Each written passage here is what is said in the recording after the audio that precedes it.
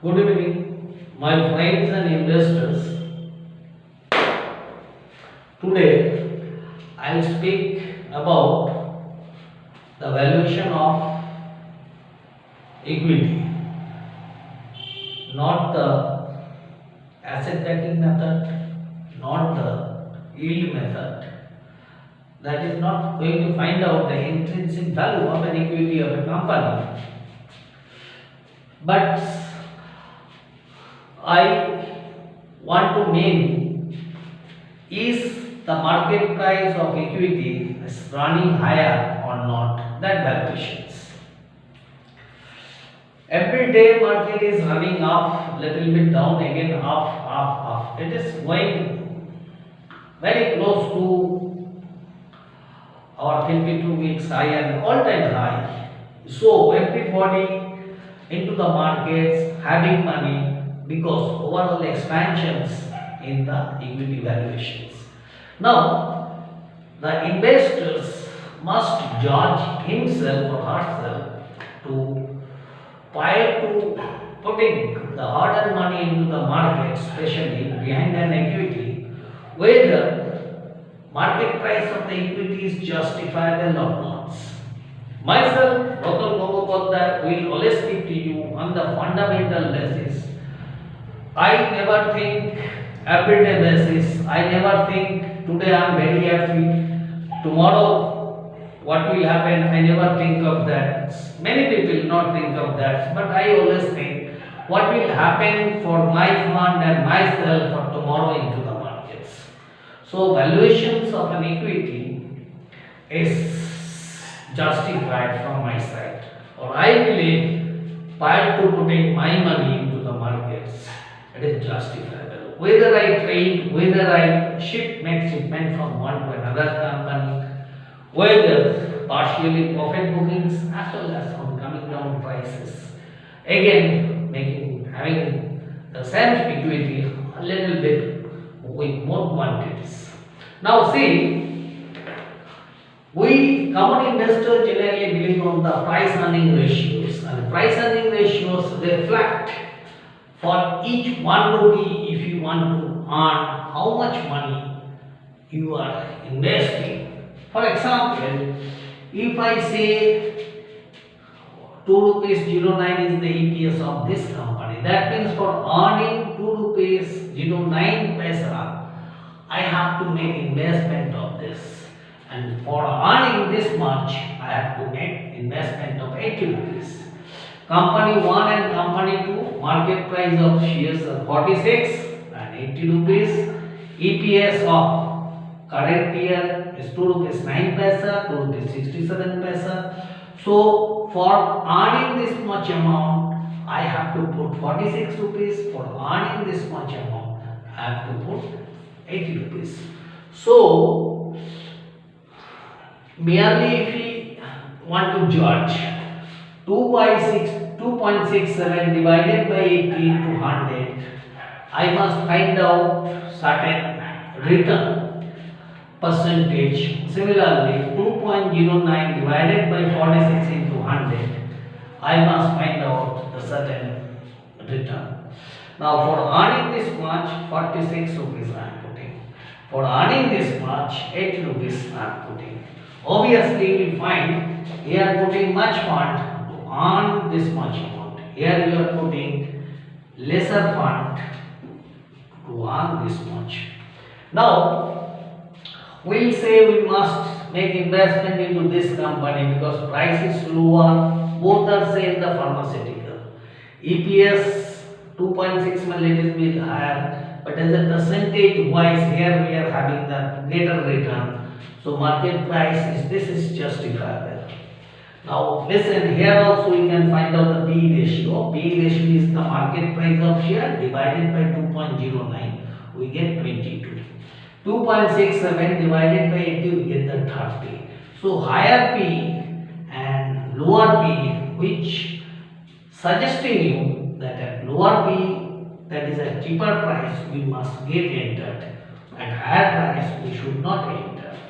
But this cannot be a clear picture from the investment point of view.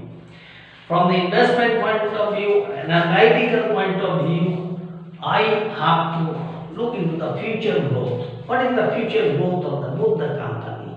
Now, in the future growths reflect the more growth, so we must go into that company.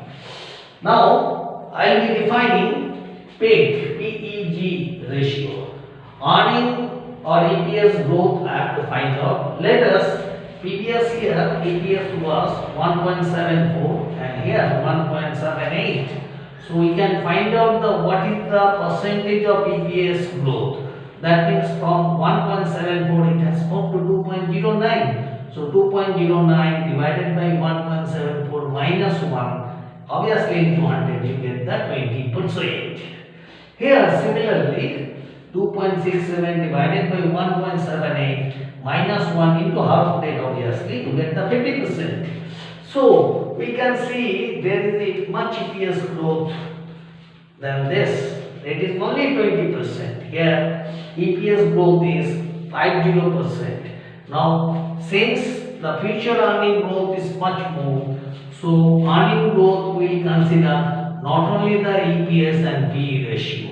So merely EPS and PE ratio will be taken by the general investor, but the real analyst must consider the EPS growth and the PEG ratio then. PEG ratio means price earning ratio divided by 20. That is 22 divided by 20 we get 1.1, and here 30 divided by 50 we get the 60%, 0.6. Now here 1.1 and 0.6, that means it is greater than 1, it is less than 1. Now PEG ratio, that is price earning to growth ratio, is 1 means, once you determine 1 means it is fully priced. It is fully priced. So it is more than 1 is the overvalued. So this is overvalued. Company 1 overvalued considering the PEG ratio. Company 2 undervalued considering the PEG ratio. So it is 1 which is the actual, when PEG ratio found to be 1, that means we say company is ideally priced. That is company price is okay, not overvalued, not undervalued. But it is less than 1. That means less than 1. If it is 0, then 0.5 here we consider. So we will say after 1, if it's go to us 1.5, we will say whenever PEG ratio above 1 till 1.5 is much higher, overvalued, so it's go to 2, so it is again a more higher value, and 3, 4 it is higher value. You will never find 3/4. You will find always between 0.5 to 1.5 generally most of the cases. Now when it is less than 0, that means EPS is 0. EPS is 0 or negative figure, then that should not be taken as an investment. Now PEG ratio is the price earning to growth ratio. When it is 1.1, it is indicating more than 1, so overvalued, it is undervalued. Now what should be the real price should have been, considering all the facts? That means if I consider the EPS growth is 20%, EPS growth is 50%, PEG ratio found to be 1.1, that is overvalued, we should not invest into this, and we must, it is less than 1, we should choose this. Now there is a question, this is how much overvalued? How much overvalued can be found out? Very easy. So it is higher by 0.1. So 0.1, here it came from 20, so growth rate remaining fixed. So P should be changed. So it's 1 means earning to growth ratio, earning per share to growth ratio, earning per share, earning EPS growth is 20% and PE ratio should have been 20. So we get 20 by 20, that should be 1. So it is 20 but in fact this is 22, so this is fixed, so this must get reduced. So that means from 20 it is 22. So this divided by 22 into 20 should be your real price. That means 46 divided by 22 into 20 should be your real price. So I can say this is 11. So 460 divided by 11. So it is 4. 4 yeah, 10.2 20. So 1.90. So this is, it's coming to 7 or something, 6-7 like, or 6-7 lakhs. That is 44 divided by 22 into 20. So your market price should have been, actual price should have been 41.7 here. This is actually 0.66 coming, or 67 coming. Now similarly, what should be the price for this equity, which is market price 80, P/N ratio is 0.6, so it should increase. So 0.6 should have been 1, so there should, we must get here 0.4 added, but it is resulted from the 30 by 50 into 100. So this should be 50, this should be 50 means this should be 50. So there is a growth. So 80 by 30 into 50. So it should have been 80 by 30 into 50. Should have been your price. So 400 divided by 3. It should be like 133 rupees per unit. So actual real price without overvaluation or undervaluation, market price should have been 133. That means 133 rupees 33 paisa is considering this growth, EPFP paid ratio, considering the paid ratio, that is price earning to growth in the EPS, telling you it should have been in the market 133 rupees, but you are having at 80 rupees. So it should be invested. Similarly, this market price should have been 41 rupees 67 paisa. So here you should not invest. Rather, if you hold, you must sell out. Now, friends, in the market, everybody becoming happy. I want you to be happy. Everybody in the world become happy, but not possible for the equity shareholder into Indian equity market as well as US equity market or other countries. Now, see. Market Sensex running higher. That means every day in my previous video I have explained you market getting expanded.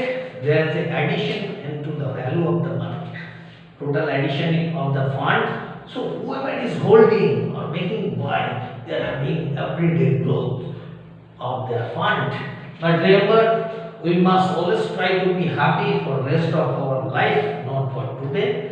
So before putting your hard-earned money, judgment of peak is vital, especially when you are putting your hard-earned money and little bit more into your fund. Myself, Ratan Gangotpaধ্যায়, again will speak to you something which you always, I will try to direct you to the right point. So investors become smart. For investment, investors should be educated. Then only they can earn. And they can avoid the loss or risks into the market. I'll speak of the alpha, beta and gamma, that is expected eccentricity and all, into the investment. Next day, I know telling some equity for the investor is not good practice at all, but I am going to speak certain equity in the next day after elaborating the company's backgrounds. Okay, good night from my side. Thank you.